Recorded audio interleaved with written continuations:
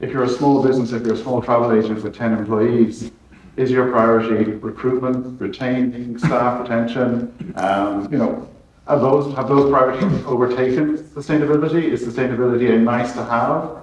What are you hearing from your members? What's the reality of what we want and hope to see that everybody's looking at sustainability, or is it very different? Yeah, well, I think going into the pandemic, companies were moving at a very different pace in this, and I'd say the smaller companies, the travel agents, were kind of moving at a slower pace.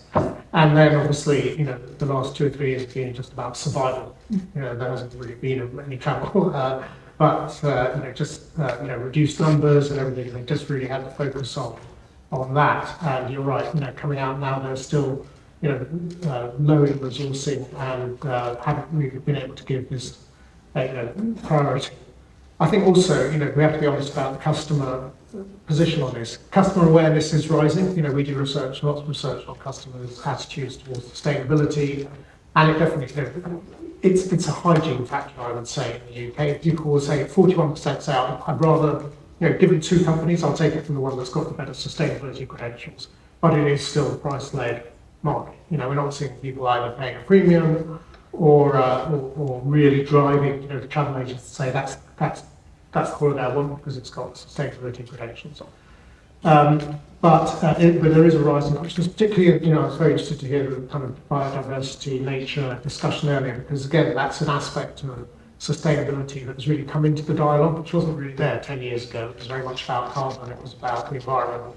And people see it, and this is our, that sort of one ecosystem is much more common now.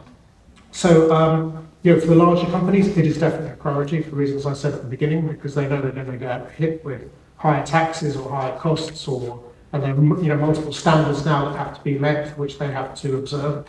When we have our annual convention, and we've talked about sustainability for many years, and we used to get the sustainability experts in the room. Now we get the legal directors, we get the finance directors, we get the chief executives, because they all realise this is going straight to their corporate brand. And is that because regulations forcing them to look at this? Yeah, I think they do have an impact. When in the UK they introduced regulations that if your turnover was above £35 million, you had to have a modern slavery statement. What were you doing with your supply chain to make sure that there were victims of modern slavery? And that focused people's attention.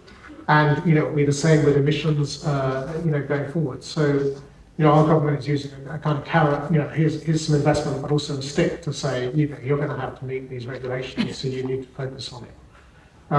So I think, for those, it is definitely a priority. I would say as you go down, customer behaviour is starting to awareness is starting to make independent travel agents realise they have to be able to answer questions and, of course, manage their own offices and their own businesses in a way that's sustainable too.